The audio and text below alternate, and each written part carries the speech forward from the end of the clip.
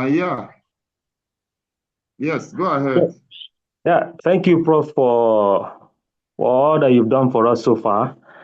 I would like to ask a question. Very well. Yes, you've taught us so much with the other lecturers, and I have come personally to understand that we need to balance the economic impact with the environmental impact in order Mm, to avoid negative impact on the environment. Now, mm, this morning you just spoke about avoiding waste. yes.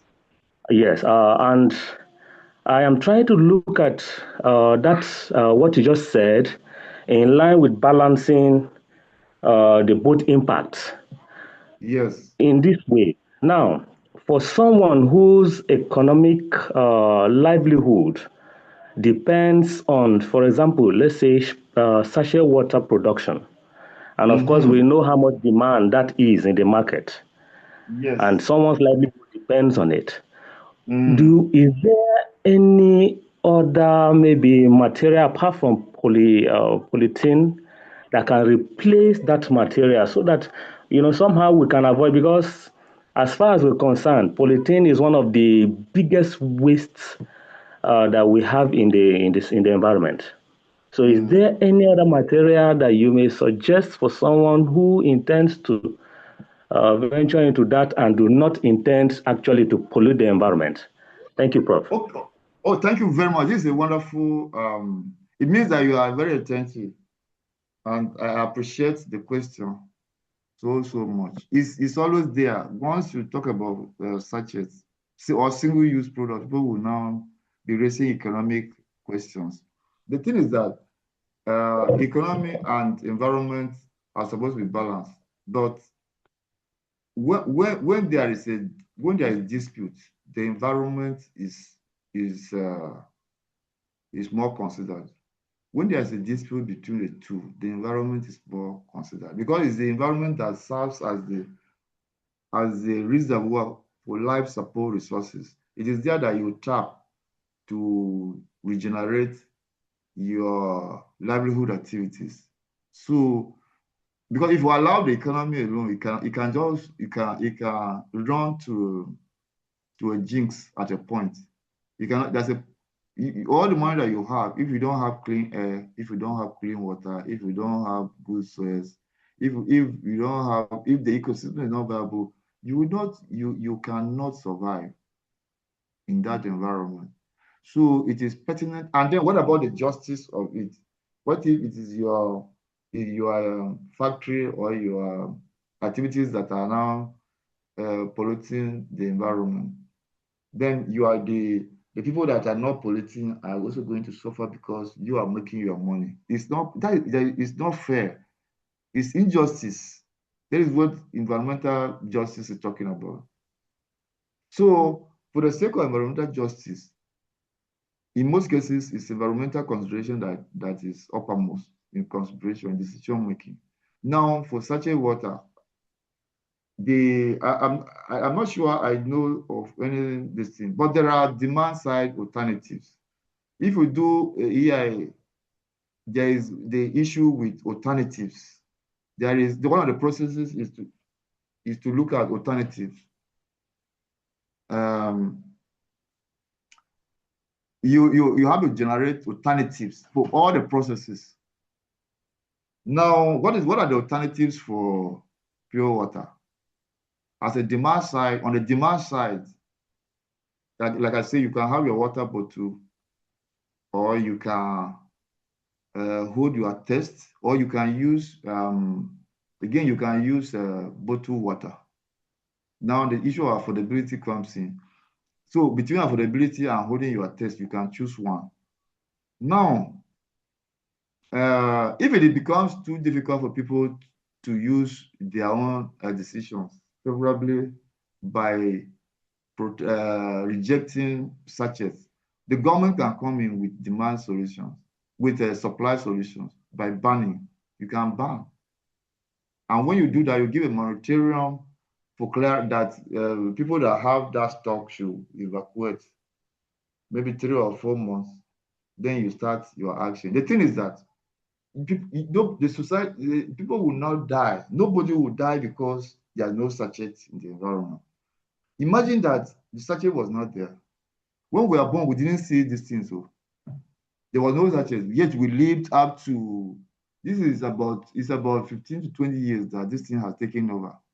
So do not think that the sachets were there from the beginning. They said you are born now. We didn't see sachets. Even braid, they never used to wrap braid in nylon. It was in paper. It is recent that everything has taken over. So nylon has taken over everything, packages, even water. And you see, that thing is carcinogenic. If in real time, the environment is very hot and the water is exposed as it used to be, if the polythene begins to generate carcinogenic substances and that is mixed with the water that you drink. So it's not even very healthy. Public health is a public health concern in every manner, the waste and even the utilization.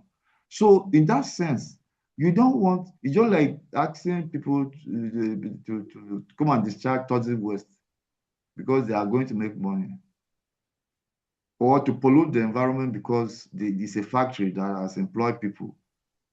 It is when there is a crisis like that, environmental consideration is uppermost.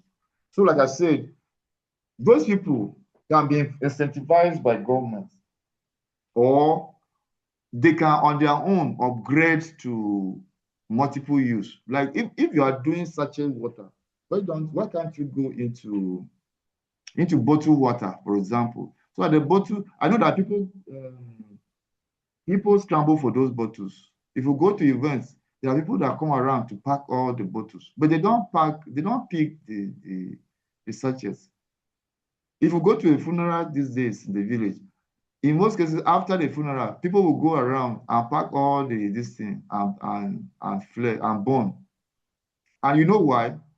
What I have noticed is that anywhere, if that thing is incorporated in a heap or in a ridge, the nutrients that they apply, the fertilizer that is applied, does not pass through. It just returns. So if you plant your material, if you plant your crops thinking that the fertilizer applied is going to, they are going to uptake the fertilizer, they will not uptake it because the thing has been blocked by nylon. It cannot pass through. So the farmers are aware of that. When they are harvesting, they see what has happened. So it's not even good for anybody now. So for the sake of you making your money, there should be fairness, there should be justice. People that are not even part of your money you are going to make shouldn't be unjustly affected by your activities. So I have tried to give you the basis for the decision to be taken, that once there is a serious crisis between environment and the economy, the environment supersedes, environmental conservation supersedes.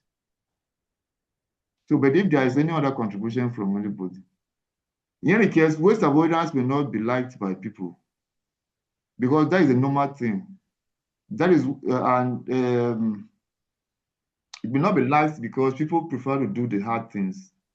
But if we go to, and we say this thing all the times, when you say don't cut trees, people think don't clear vegetation. People think you're just wasting your time. You're just talking. Yeah, you don't make sense.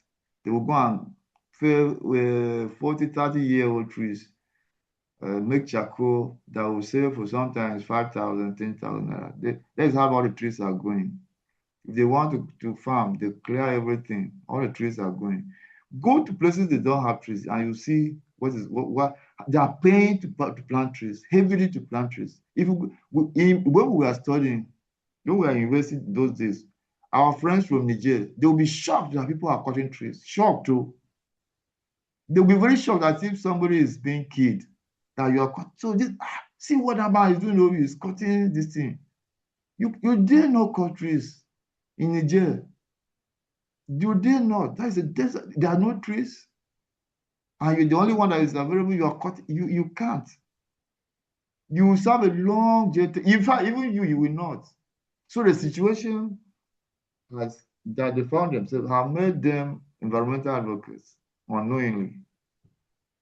So both the cultural, their culture, the tradition, and their social life has been affected by where they live. So they're just conscious of certain behavior, certain actions. So us, yeah. So some of us, because we have done this over time, there's no likelihood that changes will come, behavior will change. So we have allowed things to move on. I'm sure that when you don't have histories, you will know the value of them. The heat that comes here, when there are no trees, I will see where people will go and hide. Let them clear everything they want. Sir, you'll be here with us, sir.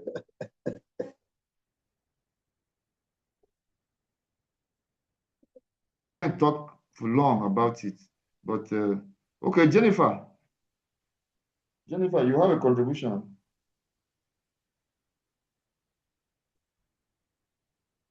Hello, Jennifer.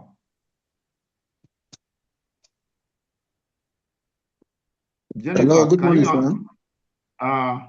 Okay, that is Tewasi. Please, can I make a contribution? Very well, go ahead. Good morning, sir. Thank you for the wonderful lectures.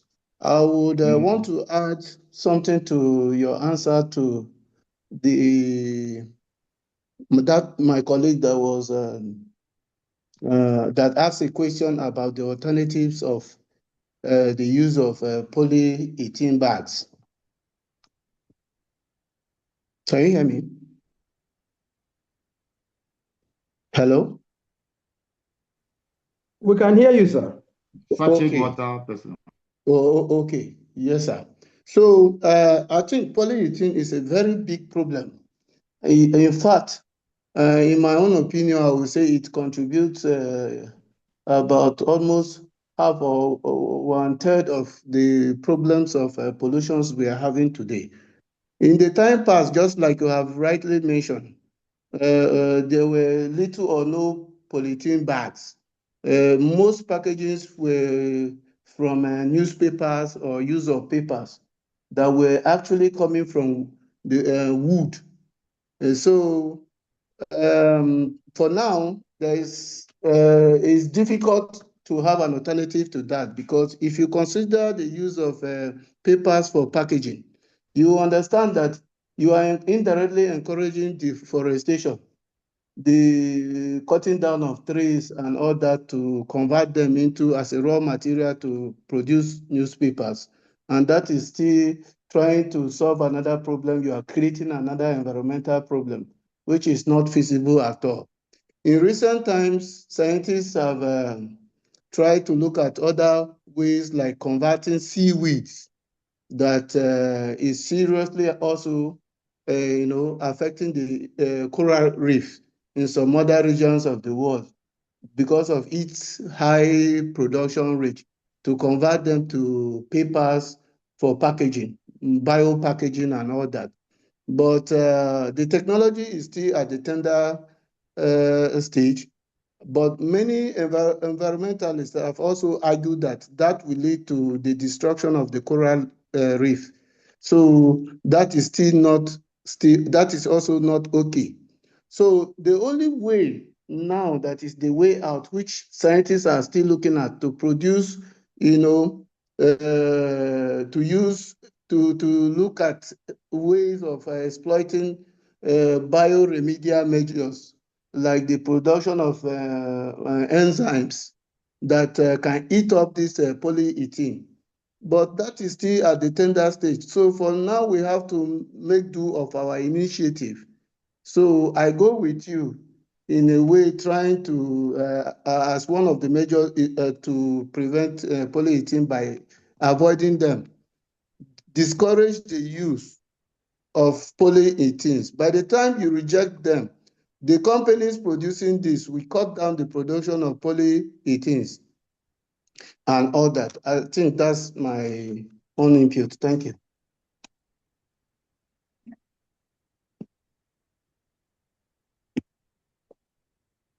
Thank you.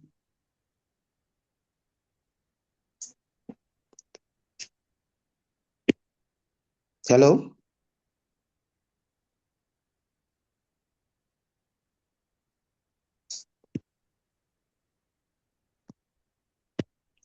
Hello, Cosre. Yes, I can hear you. No, It's I'm Prof done. that is. I don't know whether I was heard all through. No, you made a lot of sense, Mr. Tewase. Because I've made my Thank you very conclusion. much. Thank you very much. I think it's Prof that is moderating. I don't know whether network must have kicked Prof out again. Yes, that was what I Thank you. suspected. Jennifer Ngodo Agbe, your hand is up. We also, you can unmute yourself and speak. Okay, I'm unmuted now. Good morning, everyone. So I want to talk about the issue of reuse, mostly to my female folks that are here.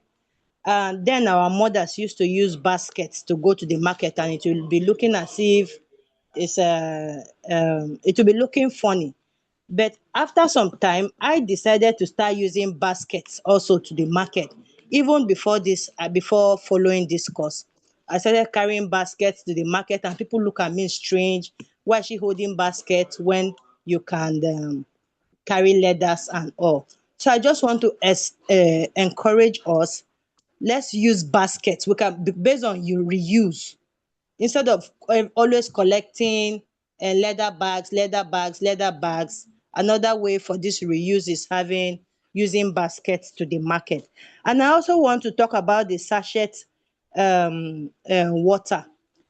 Maybe we can write or to the government, let them open small water stations where people can easily fetch water as they are passing and drinking.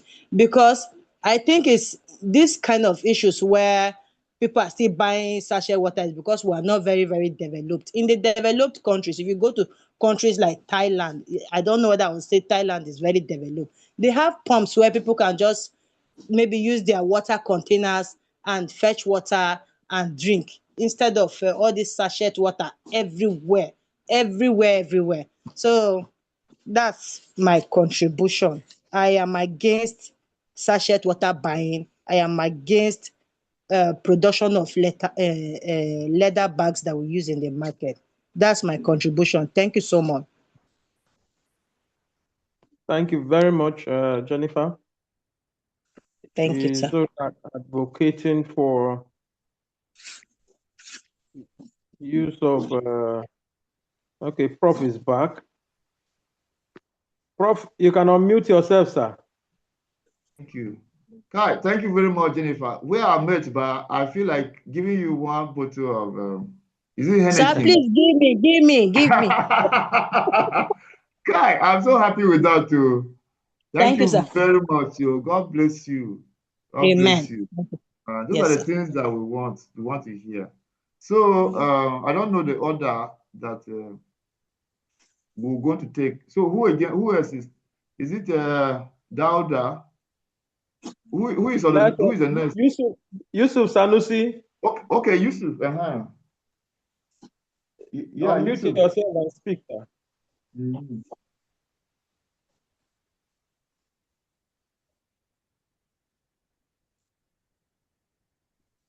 Yeah, good Yusuf. morning.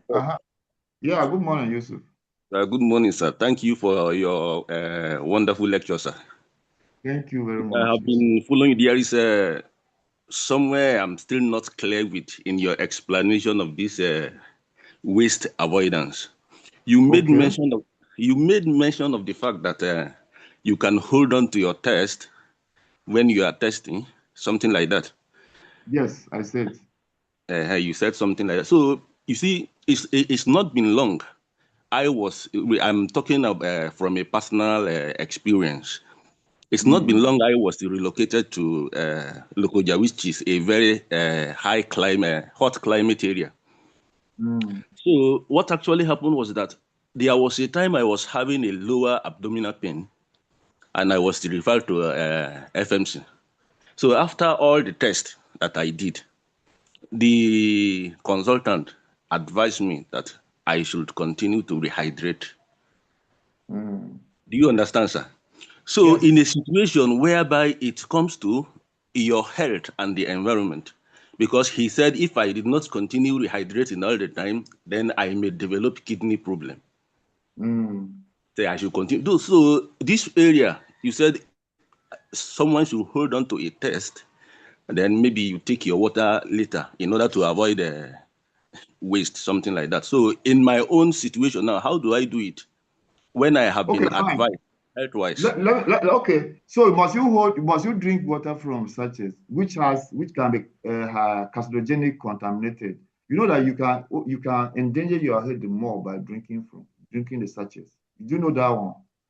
You see, if you know a predetermined situation that you need water, why can't you take your water along with you? Hey, good drinking water, safe drinking water in your bottle. People that work with bottle, are they not human beings? You Okay. know that you need to be rehydrating very frequently. So why must you wait to go and drink? Okay, so is it every you just see any pure water, any this thing by the side and buy and drink? You don't know how it was produced. You don't know the environment. So you are endangering your health the more. Yusuf, what I'm saying is not, it's my own decision to say I will hold my test. It's a decision that I know can work. Look at what happens when you are in crisis, when you are in the war front, when people are in the war front, when you are when you are displaced, when you are traveling, when you are in the plane, for example, or when you are in a train, when you are moving long distance. What do you do when you are taxi? Don't you wait till you get to the next destination before you drink water? Holding your test is not a public health crime. It is what everybody does. Even you do it. Everybody does it. I'm not saying dehydrate yourself, but you will know what to do. You see, if you don't want to do anything, there are many reasons. There are many reasons, uncountable reasons. Okay, let me now tell you, what if government, okay, in some developed countries that have taken out single-use products, these sachets, they're not there. So don't people there rehydrate? In Kenya here, that you cannot see this in sachet water. People there don't drink. If now the government says, okay, they are going to take this thing out here, won't people be drinking? Okay, before this thing came, were people not drinking? Me, like I'm saying, I didn't grow up in pure water, in sachet. Maybe I'm too old for this to be. I'm not too old. I'm just in my 50s. I'm in my 50s. I didn't grow up with sachets. I didn't. Or with nylon. I'm not a nylon person. So I know how that we were existing and people were living long and drinking water all the time without sachets. So please, if you have a health condition, don't worsen it by taking water from sachets. It's not even hygienic for you. You don't know the source of that water that you say you want to drink. You cannot be pulling out those kind of excuses. So for a system that has proven to have worked. I'm not saying you must always, if you cannot. The Hello? idea now is that I should always make sure that I put my water in a bottle instead of nylon. I understand now. Save Thank you. water. Save water. Yeah, Have safe water to drink. it's cleared. Thank you, sir. The other lady, Jennifer, was talking about government having water station. That is in developed country. But if it's not there, you can have your own good water from the home. You can like students. I used to tell students when I'm teaching this thing with students, I tell them that okay, look at the economy of it. I ask them how much pure water do you drink per day? Some will say 5, some 10. I say okay, go and buy this thing that they use to treat water. What did they call it, sir? It's chlorine. It's not chlorine. There is one liquid that they use. It is very cheap. You can buy it 200 naira. It takes up to one month. What you do is go to the tap, get your water. So you need to get a jar, a drinking jar, a drinking water jar. You take your water from the tap, you come and drop it there, just a drop. You will drink that water for almost a day or two. you have saved that 200 naira that you would have used. So in the end, you are using 200 naira, another person is using more than 10,000 naira on water. Yet you are drinking more headier water than the person that is drinking from this. See, that thing, you don't even need to be guessing about this pure water. There should be no sentiment about it. So, who again? I think Oluwafemi, are you the one? Oluwafemi. Okay, or the next person. Let me say the next person. There are many hands up now. I think we should. I'm thinking that we should go to the presentation. No. Let's say this thing about if we can achieve. People are already submitting. If we can achieve this thing, waste avoidance. If we can achieve it in this lecture, that is the greatest thing. You can always submit your work. It's not a priority. This thing that people are talking, I know that we are solving societal problem. Let's give time to this. Okay, thank you. Sir. Yes. Hello, Prof. Yes, sir. Okay, thank you very much. This is Olabi Oluwafemi, sir. Yeah, thank you very much. I've seen you. Okay, sir. Yeah, based on the discussion on this issue of this sachet water, what I just believe is that I believe that we should do more of sensitizing people, because the percentage that know the consequence of the hazard this sachet water is causing is not up to those who doesn't know the consequences. So I believe that when we sanitize our people, like the one you just said, something you can buy for 200 naira to save your water to be healthy and safer for drinking. And it's not everybody is aware of all the consequences. Just like we can educate our people more. Even because we are looking at the economic part of, because sachet water is more cheaper than table water or this one. If we can educate our people more, then this is the reason why you should not take sachet water. Even those producing it, if the sale is not as high as before, they don't even need government to tell them to stop before they will stop. Because if people stop buying, they will stop producing. Yes. Exactly. I just we need to educate people more on the reason why they need to stop it. I believe that can take us to the next level. Thank you, sir. Yeah, thank you very much. Thank you very much. So if people don't do, then government can come in with their stick. They can wait the big stick. That is what some governments are doing. If people don't do it, if demand side doesn't work, the supply can. The supply is always more effective. You wear the big stick, and government is to work for the good of the people. It's not for them to accept. In the end, it's the end that they will accept. They will realize what government was doing. Government can wait in the big stick.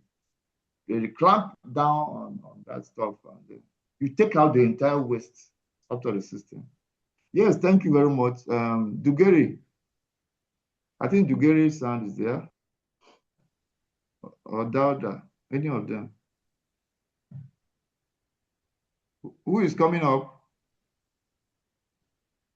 Yes, sir. Yeah, Dugeri, yeah. I'm here, Prof. Good morning. Yeah, good morning.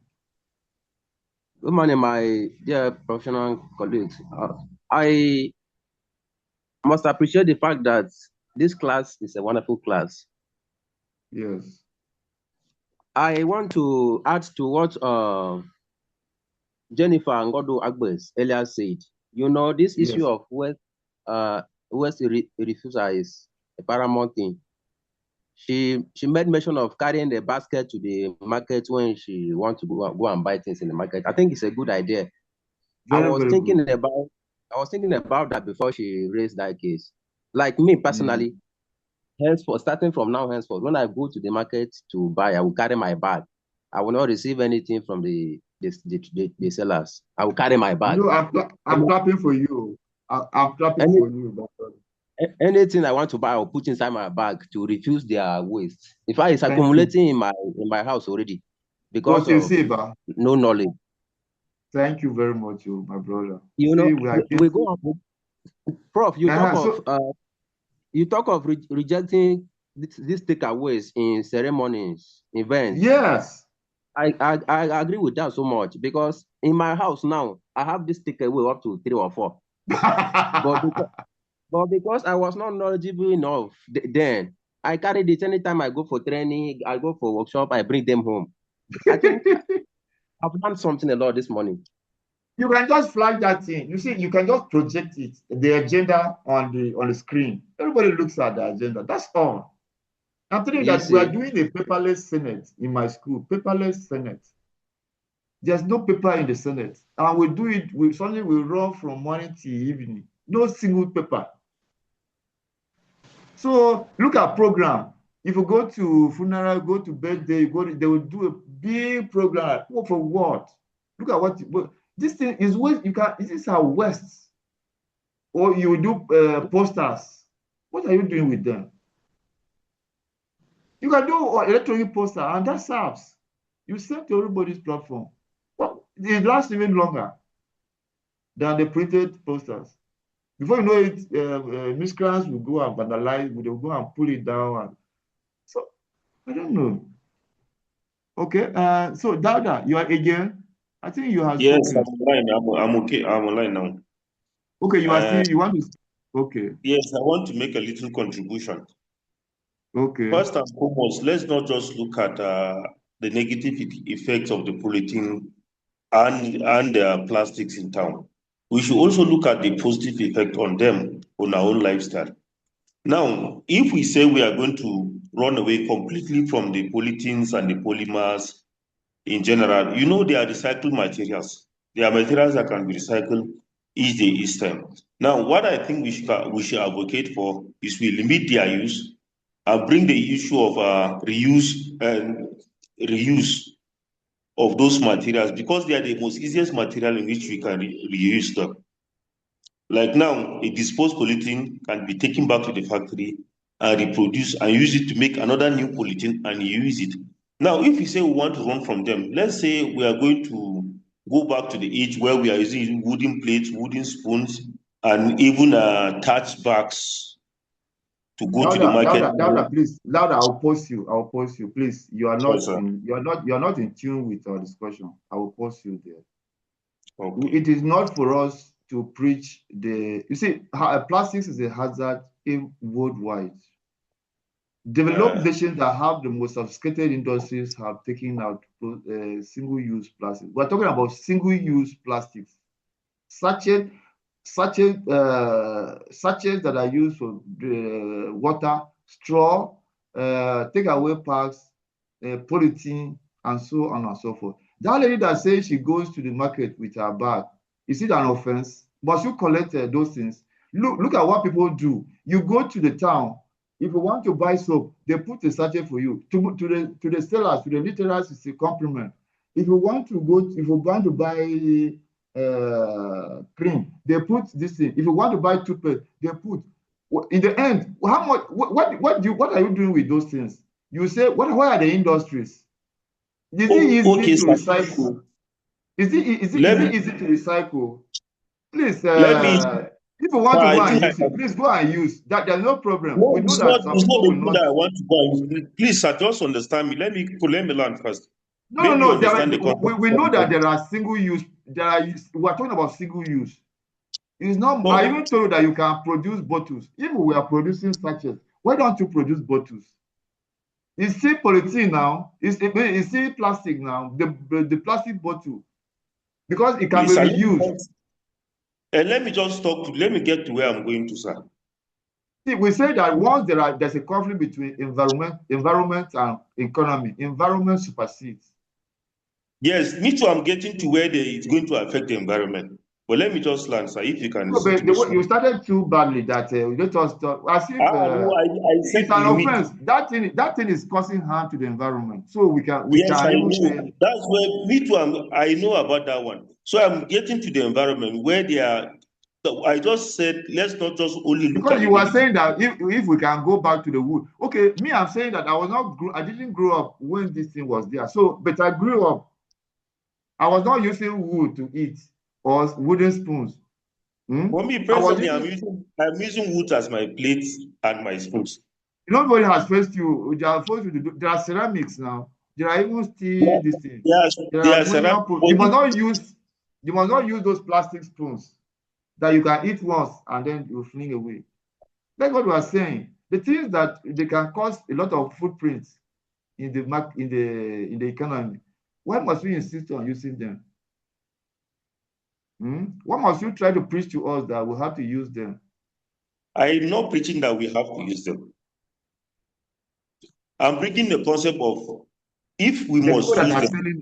The people that are selling it, isn't it? The people that are using it to make livelihood. Okay. No, I'm saying, understand where I'm coming, sir. If we must use them, what are the adaptability measures that we will take against them? Like I have a friend that is in China now. We are discussing about a machine. He told me that 90% of the machines we bought from China are reused materials that they export from Nigeria to China. They went that they would take them back to the factory process and reproduce them and bring them back to Nigeria. Now, since we already have this in our society, they are already inside our soil. Why can't the system create a system? Why can't we have a system of reusing these materials, bringing them back to the industrial process, producing something different with them, like chairs, like any other things? It will take them out of the system. And now, if you want to rely on the organic materials that we're having, I think in Japan they have organic plates, they have organic disposable plates, of which I think a friend brought for me sometimes back. They are organic. Once you use them, you dump them in the soil, they decompose and go out there. But now, if you want to go completely to those systems, the other thing that you check is this. In Nigeria, we have been felling down trees and we are not replanting trees. Because whether we like it or not, there must be a means to take our things home. Now, you can't go to the market with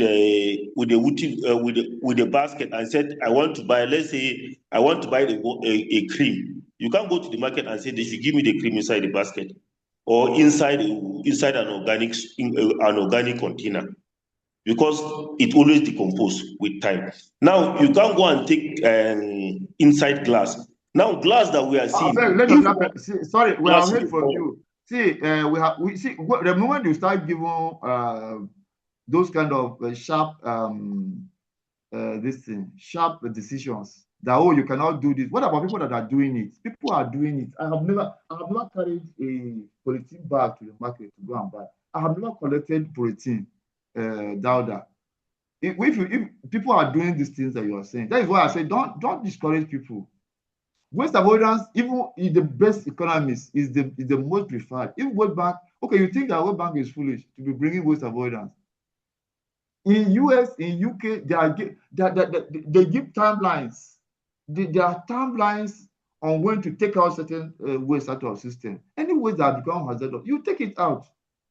You take it out. Yeah? You take it out.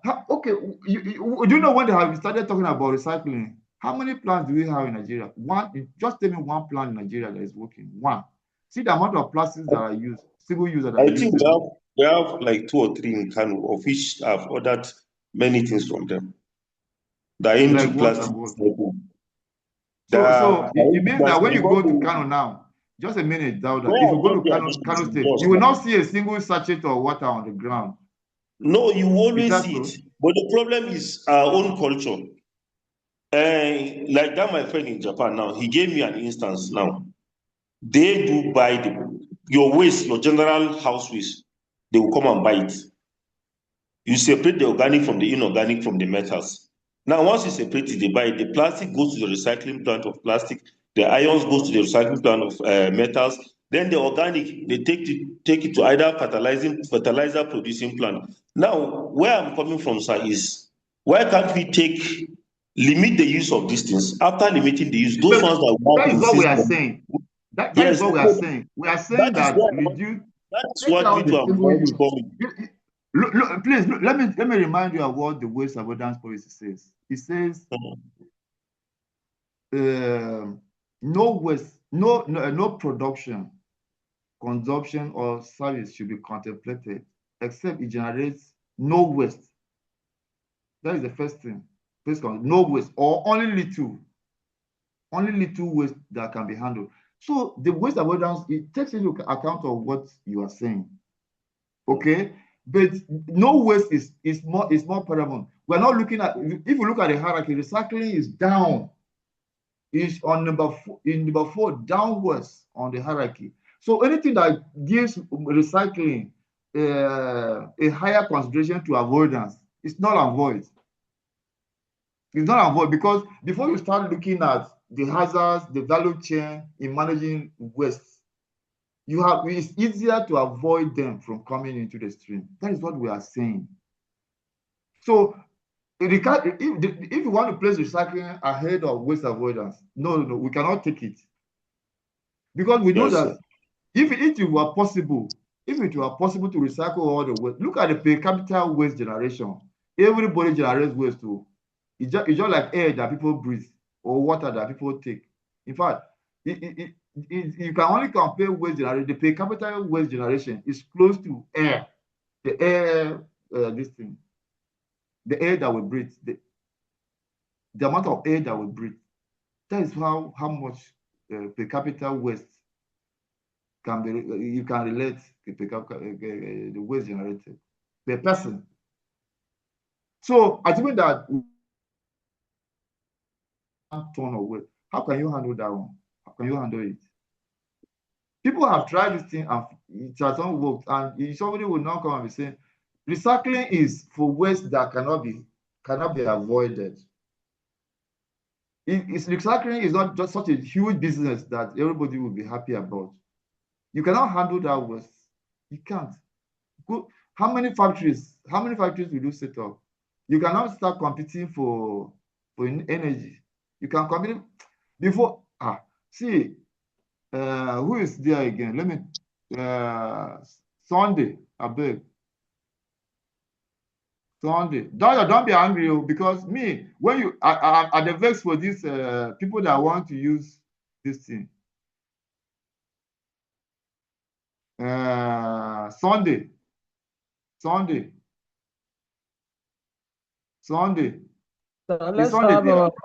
let's have our presentations.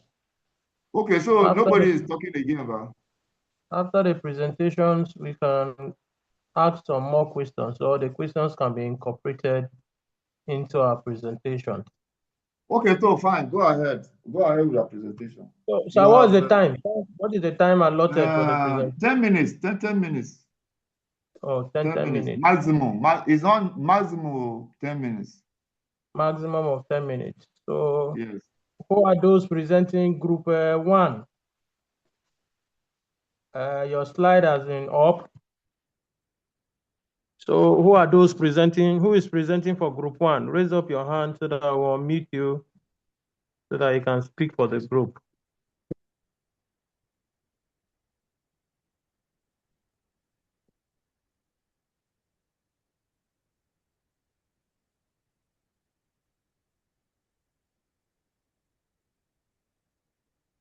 Yes, go ahead now.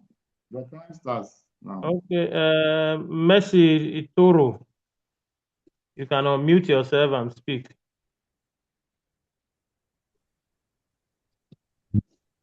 All right, good morning, class. Yeah, good morning.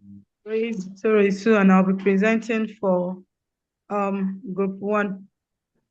Now we're given an assignment topic on to narrate the environmental implication of transportation system on the environment and profile appropriate mitigation measures. That was the assignment topic given. So now I'll start. Now the Nigerian road transport system is actually a dominant mode of mobility, moving with over 90% of passengers frequently, with essential economic activity as well dominant on the road. It's a current form of characterized by aging vehicles fleet, chronic traffic congestion, poor route planning, and weak enforcement, which creates severe environmental pressures. These implications span atmospheric and terrestrial and hydrological systems. Now, the environmental implication of this transportation system. One, we have the air pollution, we have the greenhouse emission, we have the noise pollution, we have the land degradation, water contamination, waste streams end from vehicle, and urban heat and land aggregation, and so on. So I'll be explaining all I've stated one after the other. For the air pollution and public health crisis. The Nigerian roads are dominated by imported cars, used cars, also known as tokumbos, with high emission profiles, combined with poor maintenance culture of our country, indigenous country, Nigeria, and resulting from adulterated fuels. This results to the elevated level of carbon monoxide and nitrogen and other organic compounds emission, as well as particulate matters. Now, in places such as the Lagos, Onitsha, Port Harcourt, and Abuja, roadside concentration of the MP2 is frequently exceeded, which has frequently exceeded the World Organization limit by 5 to 10-fold. This downgrades and inflates air quality directly by contributing to respiratory diseases, cardiovascular stress, and premature mortality among urban populations. Now, I'll be talking about the greenhouse emission and climate forces. The road transportation sector is a significant and rapidly growing source of carbon dioxide and black carbon emission, likely electricity generation, which in Nigeria is largely hydro and gas-based transport. It's almost entirely petroleum dependent. The efficiency of the internal combustion engines in a stop-start traffic congestion conditions, common on arteries like the Lagos-Ibadan Expressway, the Abuja, the Onitsha Way, and then it implies that the traffic fuel consumption is and subsequent carbon per kilometer is on the high rate. Now, one of the implications as well is a noise pollution and the ecosystem disturbance. You all can bear with us that the noise emission from this vehicle, the high decibel emissions from our poorly maintained engines, indiscriminate horns, and use of heavy-duty diesel trucks generates chronic noise pollution. This creates auditory stress for human population and disturb wildlife corridors near transport routes in the peri-urban and rural areas. Noise and artificial lighting from nighttime or date distorts fauna and flora fragments habitats. Now, the noise in general generated from this vehicle not just disrupts the human, it also have effects on the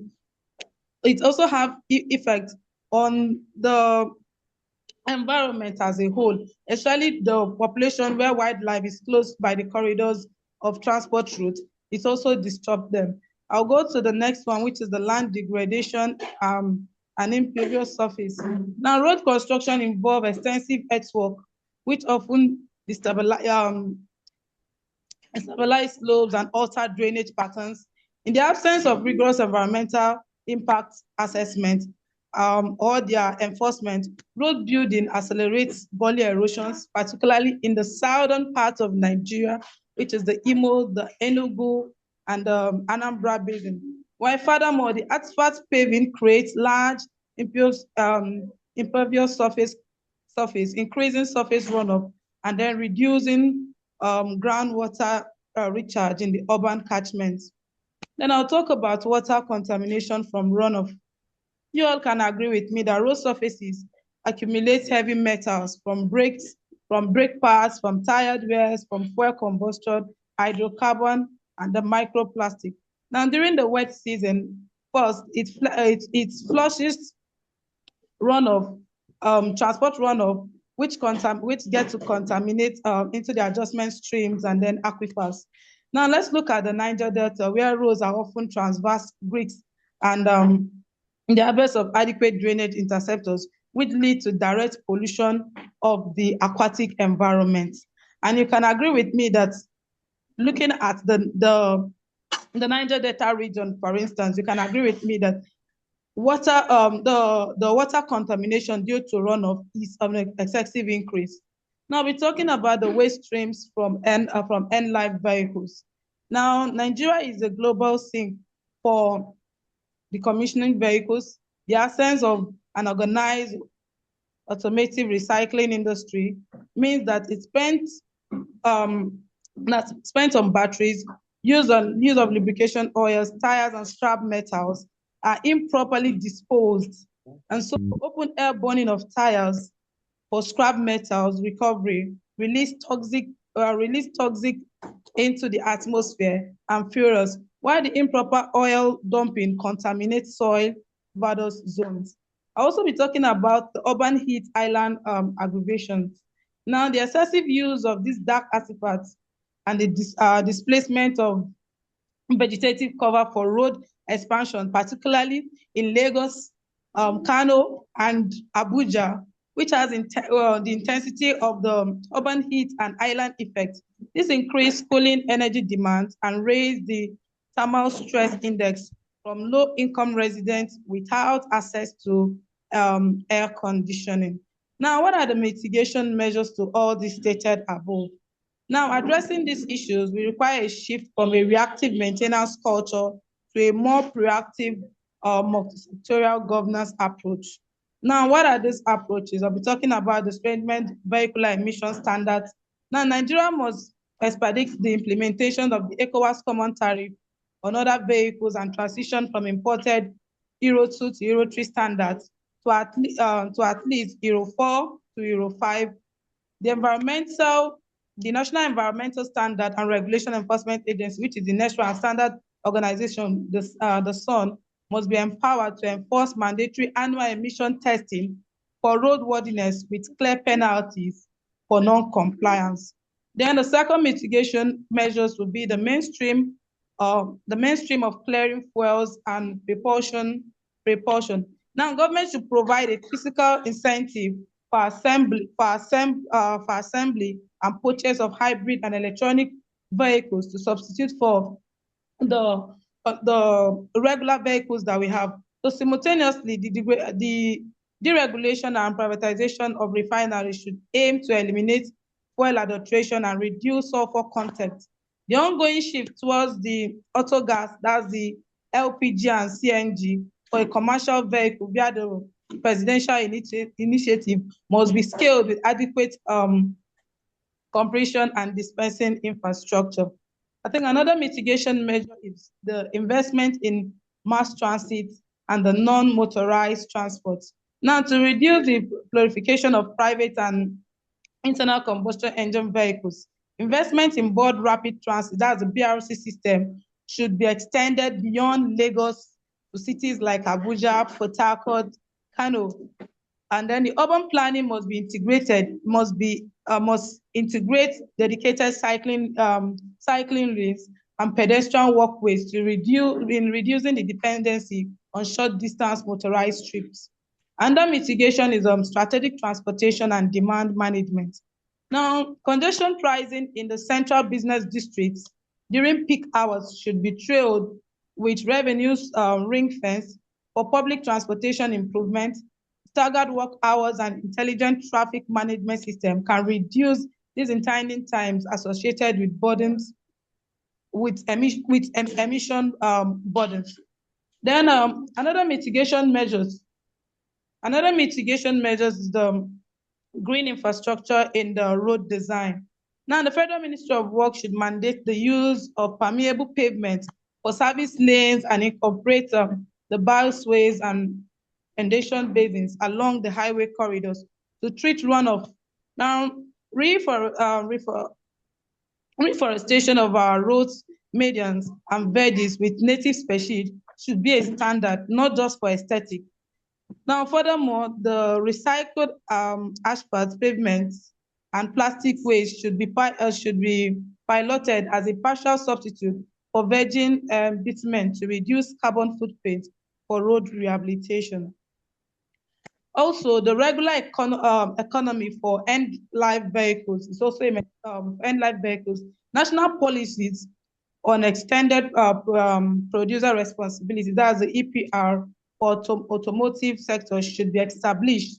This would obligate importers to finance take-back schemes and develop or satisfy scrapping and recycling centers, converting this waste stream into a resourceful stream, just as what we have in China and so on. Then the robust environmental governance, the EIA's process for new road projects must be rigorous, transparent, and inclusive.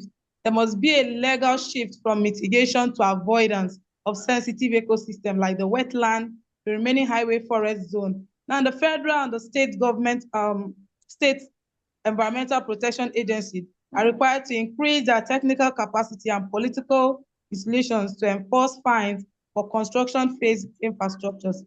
Now, with all the above said, I've come to a conclusion that in conclusion, the environment cost of Nigerian road transport system is a liability that compounds annually. Now, however, if the sector transitions from a linear high carbon model to a circular low carbon pedigree via stringent regulation, green infrastructure, and model shift, these externalities can be systematically reversed. Thank you for listening. Thank you, sir. Thank you very, very much, Praise. Praise Itolo. Nice to see your face after some time. Thank you, Prof. No, you are doing well. You are doing well. That was a great one. So before I would comment, can we have observation from the other group, or even from your group members, if there are certain areas that you want to strengthen in the presentation? Let's have it now. Comments? Yes. Tewasi, go ahead. I saw Tewasi, I saw Walawa. So Tewasi, you have the floor, I beg. Tewasi, go ahead. Thank you very much, Prof. Yes. And thank you, the presenter, Group 1. Yes. It was such a wonderful, eloquent presentation. Yes. And I have an observation and also a question. Yes. In your presentation, you recommended annual emission test. And I believe that if you test your vehicle emission after 1 year, the damages must have already been done. And so I strongly disagree with you on that particular recommendation, because as you are using your vehicle every day, a roadworthy certificate is issued to you. At any time, if the authorities concerned inspect your vehicle and discover that your emission level is higher than the accepted value, your roadworthiness certificate will be revoked and the vehicle will be impounded. So I feel that your recommendation should be emission test frequently, in real time. Yes. Every day, because mechanical failure can occur at any time. So by saying, giving it annual, testing it in a period of a year, I think that is too long, and already the emission, air pollution damage must have already taken place. So you know what? There was it. Yes, before you continue, let me tell you, I very much your concern and your observation. That is the thought of the waste avoidance advocate. So thank you very much, because you are thinking like the decision is the timing of the decision will cause waste. You know, that is how the advocates, the waste avoidance advocates think.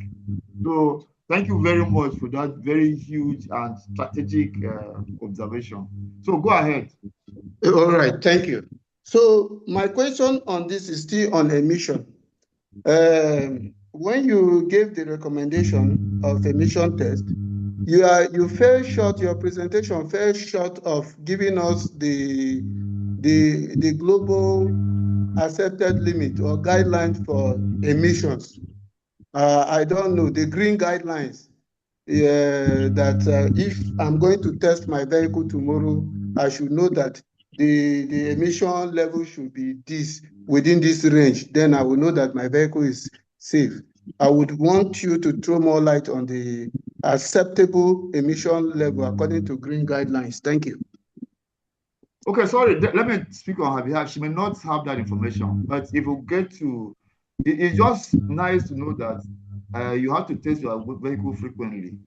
and that the governance structure will have that information. And I'm sure if they are doing their bit, they will do their best. So I think at that point, we can just leave it at that, where it is. We can leave it there. Okay, thank you, sir. But thank you very much. Yes, Walawa, you can go ahead and ask your question.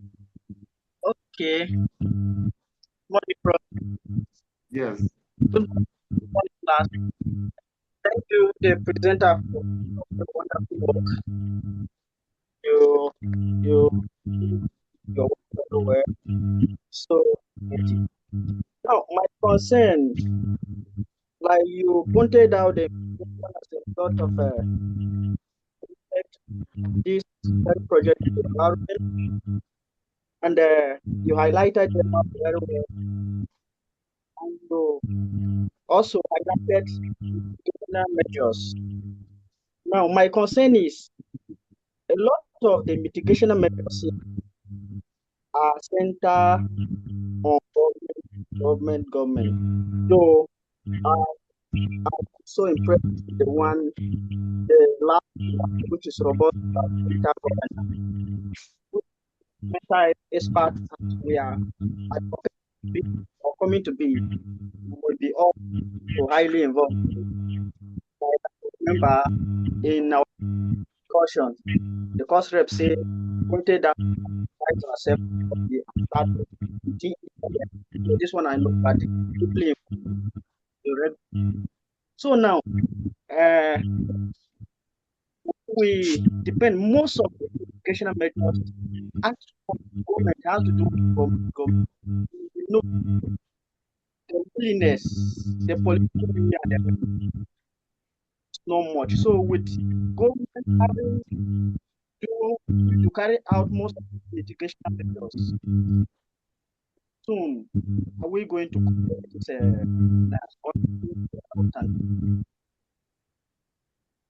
Okay, so Prince, you say you are this thing are always government.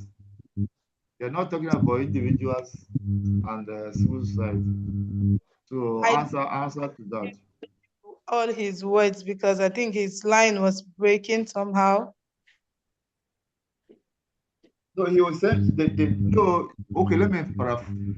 He was saying that most of your mitigation measures are government related, and considering that the political will is not there, so how can we come out of this thing? The hazards or the issues, the environmental issues with road transportation. That was the question. Okay, so since all is based on government will and there's no political backing to all this, I want to answer his question by saying, not as if there are no political backings to all of this. It's the implementation of this that is lacking. Because all these things are stated, we have the political will, we have the power. It's just the implication of it, and then the adherence by the people. Because if we start enforcing this, if we enforce, not as if the enforcement is not there. The NESRA is working, the sun is working. But do we have the people power to be able to accept this policy? That's where the larger problem is. Because the mindset of the people, you now want to disenfranchise them, not to enjoy the dividends of what they want to enjoy. Because not just, I know that yes, political, there are mitigation measures that have been set and they are all centered government. Now we, the persons, have political powers to play with this. Now, do we really accept this? Because it starts with our mindset. So him asking the question, I'm also reframe the question to him. Now, if the policy stating that let me use the ECOWAS tariff on other vehicles which transit from the imported Euro 2-3 standard to the latest, which is the Euro 4-5. If I am asking and then the roadworthiness test, him as a vehicle owner or one of the can I tell him not to use a fuel consuming vehicle and opt for the CNG vehicle? Will he be able to? If I tell him not to buy this model of vehicle because of the combustion, the emission rate, and buy this type of vehicle as the government policy, can he as an individual accept that policy to suit his own size? So it's just the mindset. The political ways and grants and all measures have been there, but it's we having that acceptability to drive this. That is where the problem lies. Thank you, sir. All right. A bit of moderating. Okay, thank you very much, ma'am. That was a great presentation. I just had a few inputs to also make on the side of road construction. Instead of asphalt or the bitumen, the quota we use, we can go into constructing of concrete roads. You know, concrete emits lesser heat than the bitumen road, the quota road. Then the use of electric vehicles too. I think that will be, is it between adoption and mitigation? I don't know. But that will also help in maintaining our environment. Like the present minister of works in Nigeria, Engineer Omeha, you know, the whole of the Lokoja road now is being constructed using concrete, which is a very good development. The roads will last longer. They will need less maintenance. And even Governor Fashola, when he was in Lagos, most of the Lagos streets were constructed using reverberated concrete interlock. So it's something that, and those roads are still usable to today. It's that if our people will adopt that, it will really help in mitigating against this road transport issues that road transport bring about. Thank you.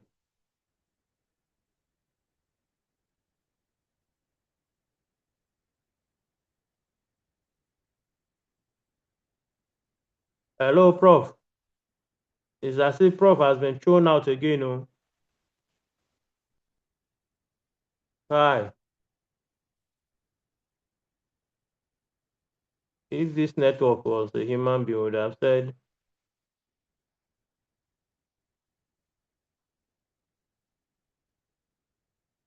Prof has been thrown out again. Our time is fast spent. The second group should be preparing to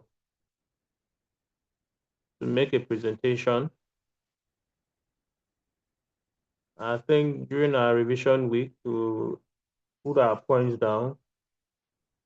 And during the revision week, the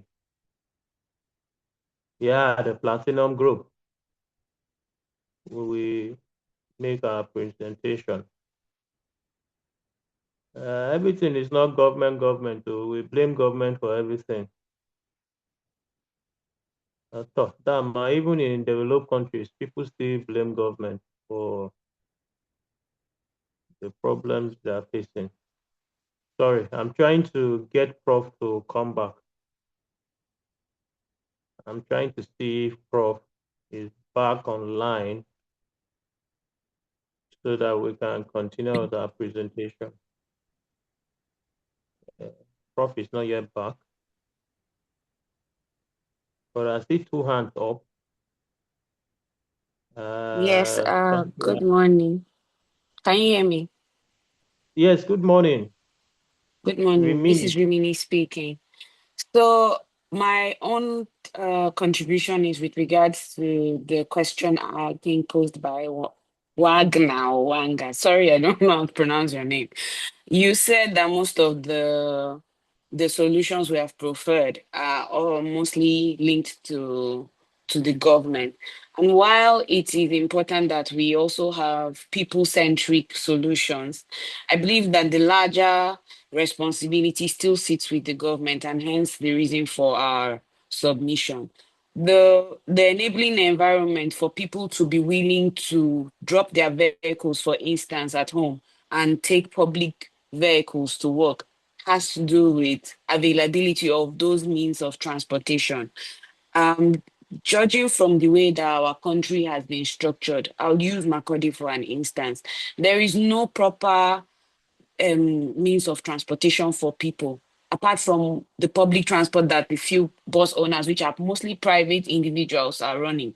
But if you go and take a quick assessment of how those vehicles are being managed, I mean the buses that are used as commuter vehicles, you would find that because it has been largely left to individuals to manage, they have some of the highest ratios for emissions as well.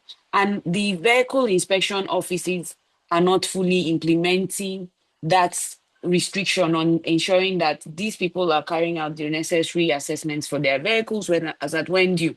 They focus more on private individuals, meaning that when you put the responsibility that is supposed to be for government on private individuals, rather than it creating a solution, it creates another problem.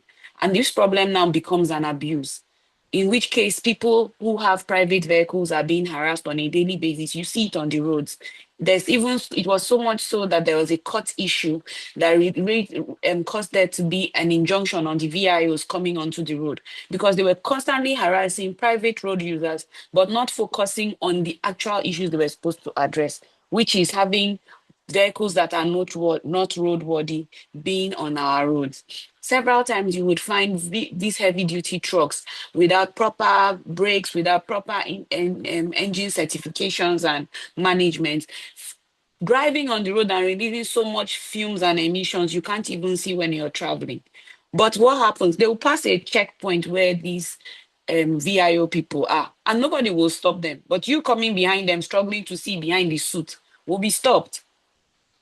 So it's very important that we hold the government accountable. And I think that's why we're in this class, so that we're also able to see the importance of holding government accountable to fulfill its own part when it comes to enforcing implementation of the policies, right? Because if you don't enforce, then there's no consequence management. And if there's no consequence management, there will be a constant void in the fulfillment of those responsibilities. And that means that we will continue to be on that list of countries that has high emission rates.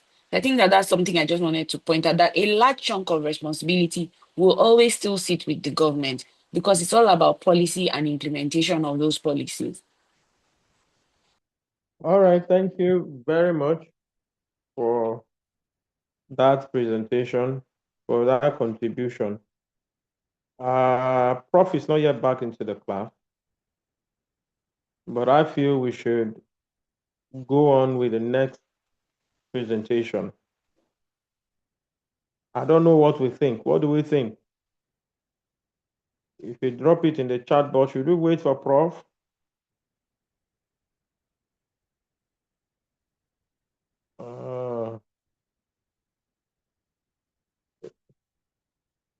There is a new device here, Benue PHEOC. Rename your device.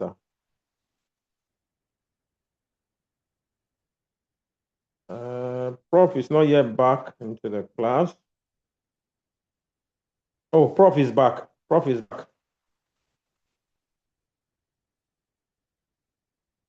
Prof, you can unmute yourself, sir.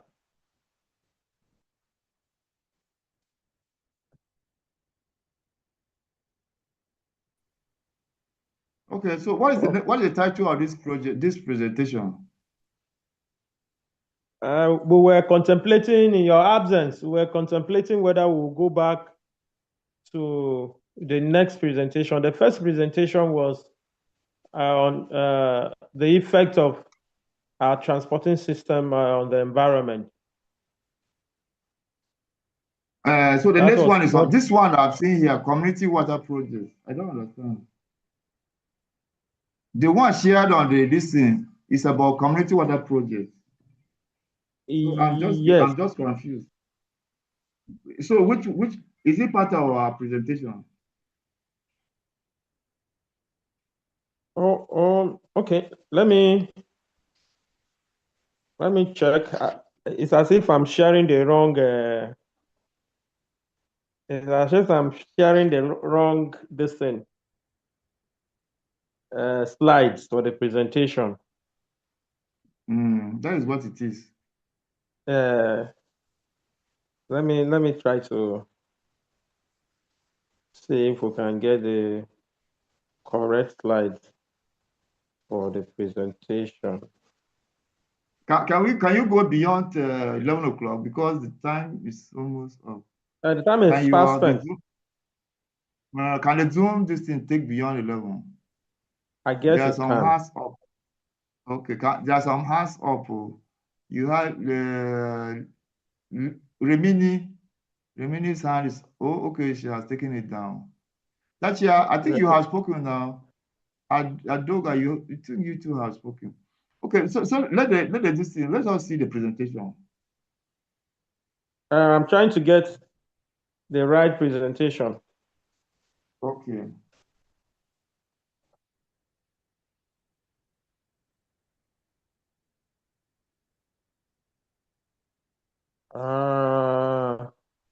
Group platinum. Group platinum, can you?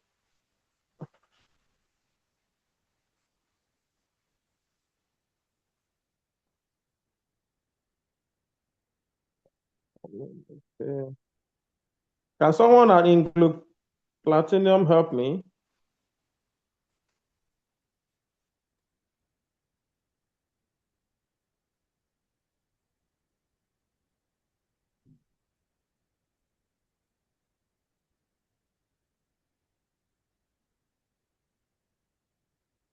All right.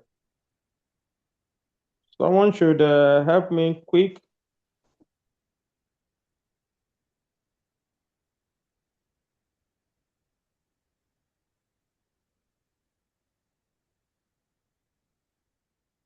All right, thank you very much. I think I've been able to locate the right slides now.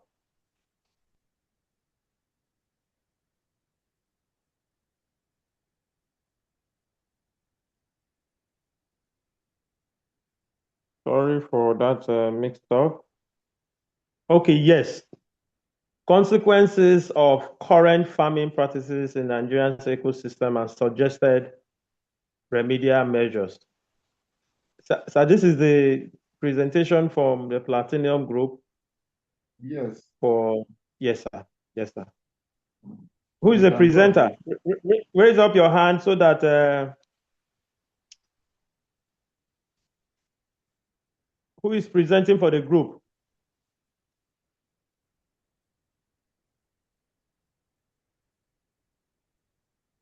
Okay, Susan Ajenu. You can unmute yourself, ma.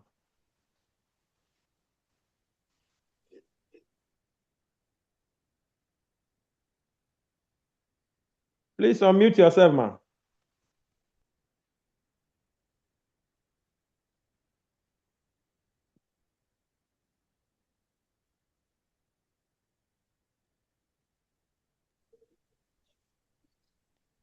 Good morning, class. Oh, sorry, let me. Maybe change your position.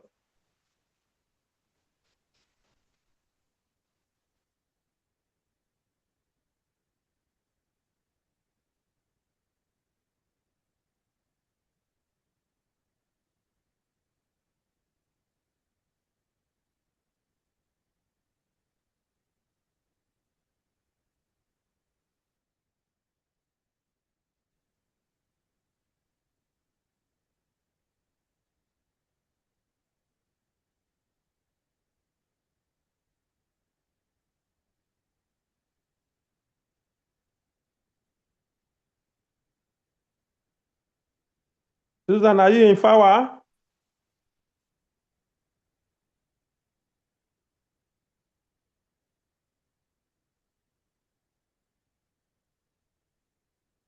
Okay, maybe the Hello. alternative. Good morning, class. I'll be using a different device. Sorry. Okay, we are with you, ma. Yeah, sorry about that. Good morning, class. Good morning, Prof. Thank you for this opportunity to present. Our topic is the consequence of agricultural practices in Nigeria and its effects on the ecosystem. Introduction. Agriculture remains the cornerstones of Nigeria's socio-economic structure, contributing significantly to the gross domestic product. We all know that if you're going to take a survey and weigh how many people are into farming in the country, it will shock you that the population that are into farming in the country are more than those that are not into farming. So we cannot rule out agriculture when it comes to our economic development. But because of the immense need for food production, agricultural practices have gone beyond the safe practice into practice that are now harming the environment instead of promoting environmental growth. Next slide, please.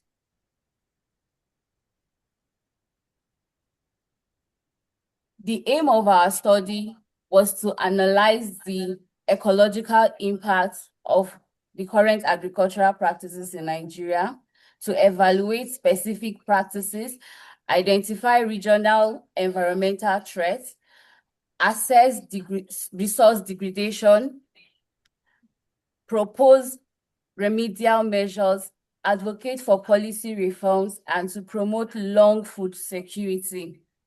With the current practice we have in the country, if we don't propose policies, our future generation may not have land to farm on.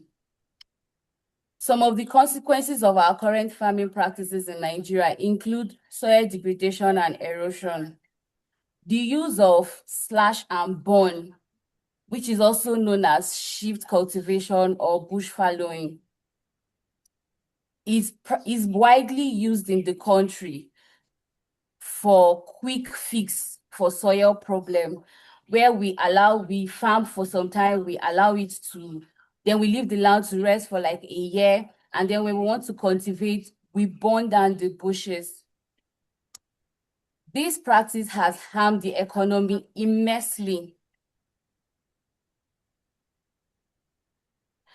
It has harmed the economy immensely in such ways that these cultivation practices has subject the topsoil to extreme temperature, because when we burn, we incinerate the place, and this incineration harm organic matters that are beneficial to the soil. It also harm. Please, can you hear me? Yes, very well. We are hearing you. Oh, I'm hearing you. Oh, sorry.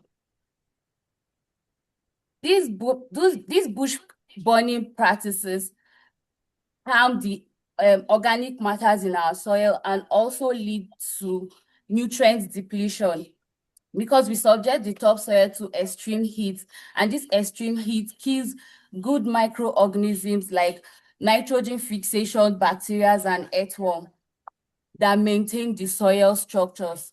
This results in ashes.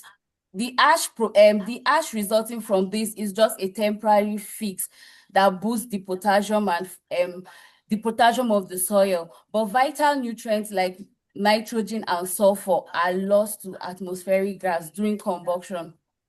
This splash and burn also triggers erosion. Some common types of erosions we have in Nigeria, like the wind and the raindrop erosion. When rain hits the bare ground, the bare ground is naked to the rain, and the water, with the kinetic energy of the water, it breaks down the soil structure and lead to runoff. Another issue we have with this practice is the use of monocropping system in Nigeria. Monocropping system in Nigeria has been promoted since the commercialization of some cash crops, where we always farm crops like maize, ginger, and even cassava on large portions of land year in, year out. And we know that some plants require specific nutrients. So keep planting these crops on a particular land, keep mining the nutrients, and then leads to nutrient exhaustion on the soil. Sorry, my network is breaking. Presenter, can you be a lot faster? Because we are still on the first slide. Oh, I'm sorry. Can you move faster, ma'am? The consequences of this. Do you know what? Please, in the next 5 minutes, you have to round up because I'm to go for another lecture in somewhere in town. Okay. Please, I just be reminded that they are expecting me somewhere. Another consequences of this farming practice is deforestation and the loss of biodiversity. Under deforestation, we have land expansion where farmers clear forest land to expand their farmland.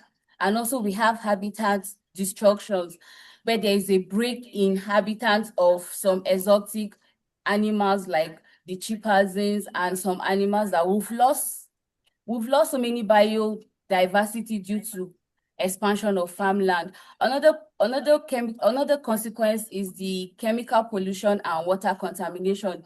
We use excessive fertilizers because we've exhausted the nutrients from the soil, and we overuse pesticides, which also lead to runoff and contaminate our water system. Next slide, please. We have overgrazing and land conflict. Overgrazing is a major issue in the northern part of the country where we allow cattle to feed on land, and these grasses are not replenished. This has led to serious desertification, like Nigeria is losing almost 40% of her land to desertification currently. Next slide.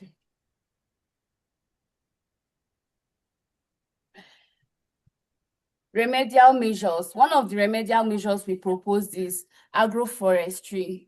This is the integration of farming and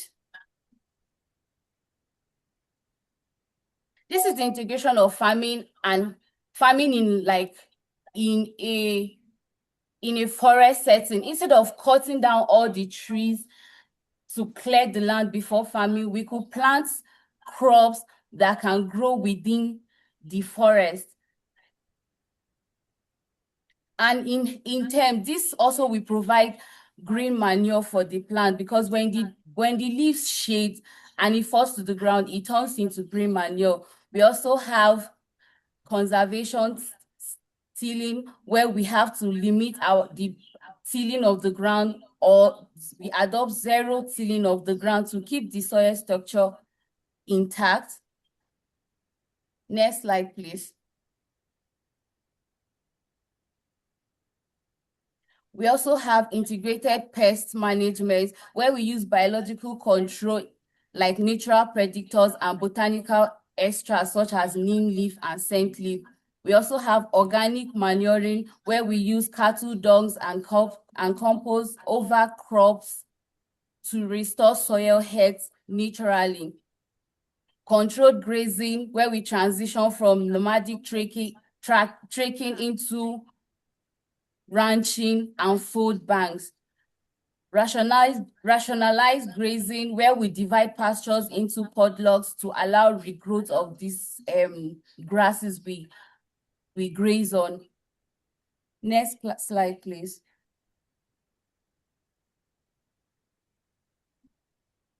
This table shows the strategic regional remedial strategy we are proposing. Like in the north, where we have serious issues of deforestation, agroforestry is a suggested measure, like the Great Green Wall in the Sahel Belt. In the south, where we have gully erosion, we can use regenerative cultivation measures to cover cropping. Instead of clearing all the land, we can plant things that will protect the soil structure. In the Middle Belt region, where we have nutrition depletion, we can integrate nutrition management. Instead of using excessive fertilizer, we can turn to manure. We can turn to the use of manure. Next slide, please.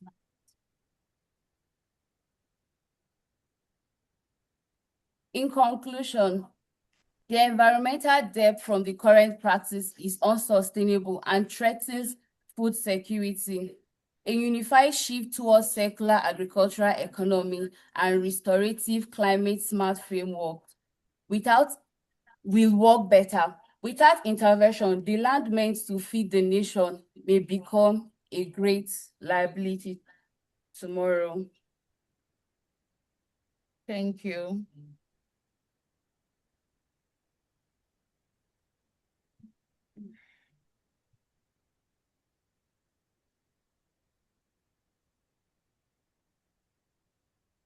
Okay, Prof.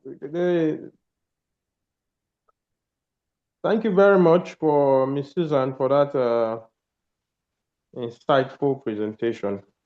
Prof, over to you, sir.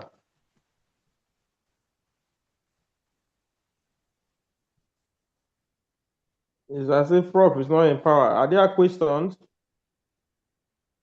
Or there are other inputs some other persons want to make? You could raise up your hand. It's already 11:11 this morning. And yes, Walawa, you can make your input, sir. Unmute yourself, sir. Okay, sir. Thank you. Thank you, sir. Thank you, Ms. Susan, for your wonderful presentation. It was so elaborate and self-sustaining. Yes, like some question I asked concerning the last presentation. If you look at her presentation, the challenges and the recommendations, they are self-sustaining.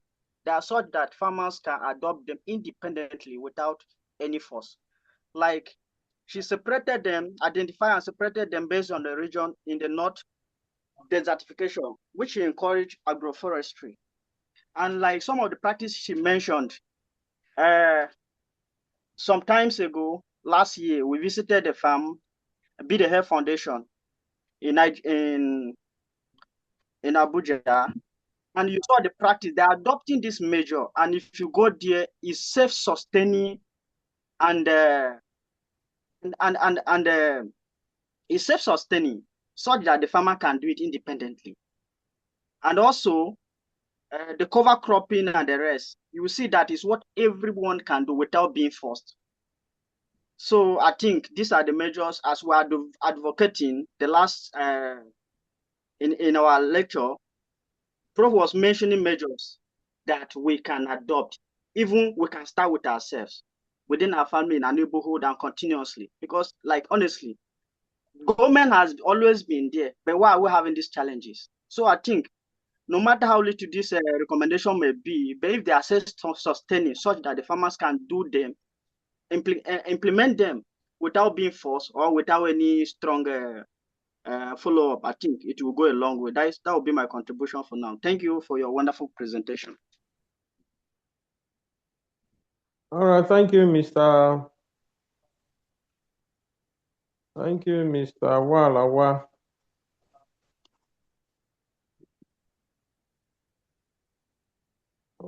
Julius Musa, your hand is up. You can mute yourself and speak. Our time is fast spent. We just go straight to the point and so that we can conclude. Julius Musa.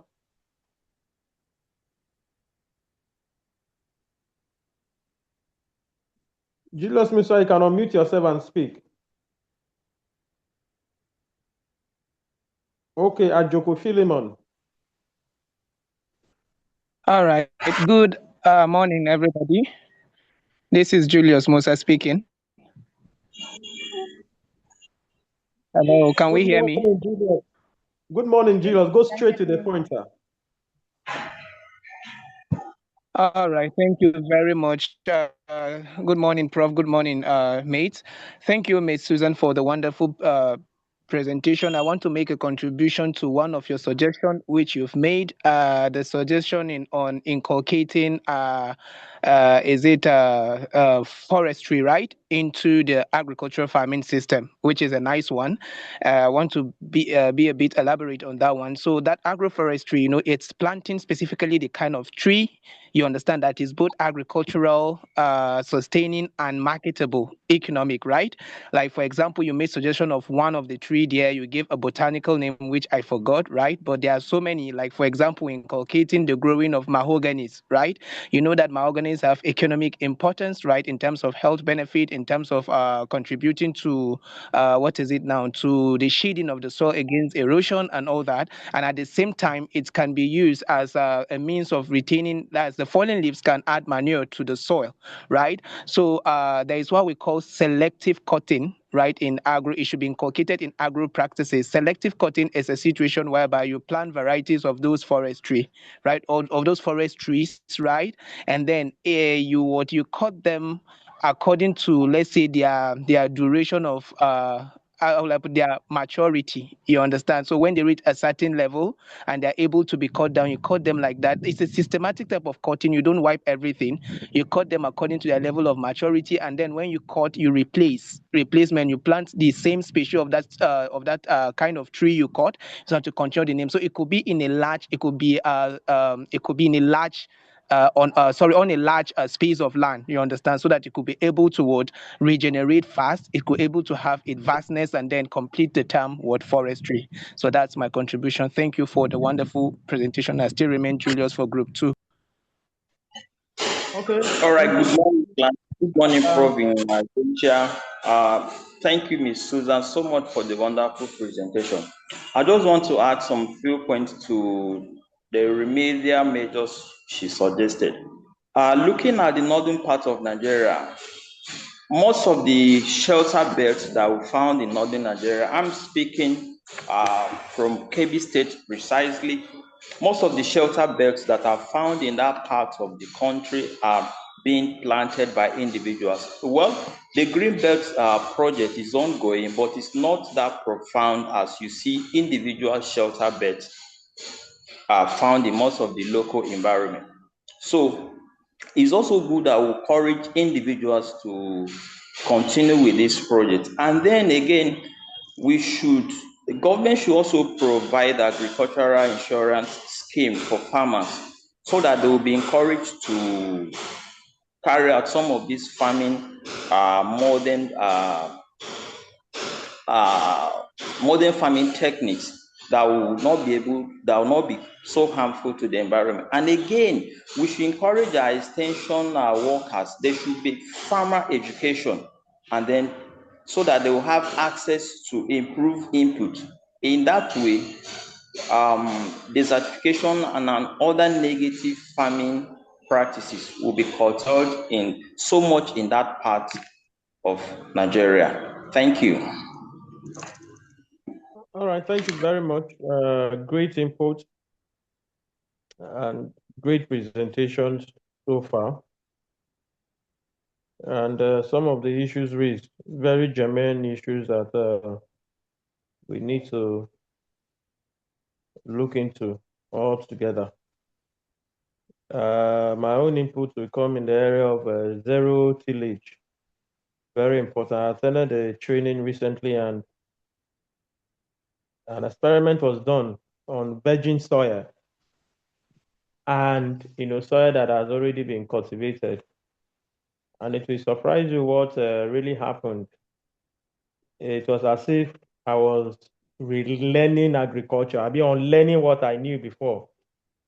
Before they told me that for soil aeration, proper nutrient trapping and all of that, we should till our soil. But I was learning that tillage of soil does more harm to the soil than good.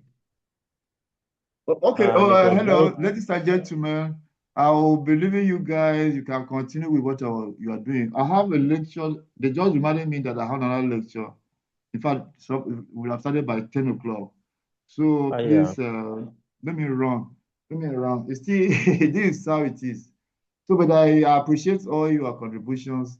I didn't intend to see 130 something emails. So I thought that you would just list your names on your presentations, so that I'll have just 2 emails. But I'm seeing so many. So it will be very cumbersome to handle that kind of Yeah, arrangement. expecting like 70 more. No. So that is too cumbersome. Just 2 emails. Okay, so yes, we have already said we are going to put our names together on each of the group and submit it as one. So let's send them individually, please. Thank you very much. I'm signing out. All the best. I'm running to that site. That's See you during revision week, sir. Yes. Thank you. Yes, sir. Let's greet Prof. Prof, don't sign now. All right. I was about unmuting all of us to greet Prof, but it just signed out. I was saying that we should all adopt these best farming practices, like afforestation, agro-afforestation. You know, oil palm is one of those crops that we can all plant and use a canopy. Plants like cocoa, even banana, you know, they provide that cover we need. That both, some of them are both medicinal, some of them are both for food, some of them have other economic value. So thank you very much.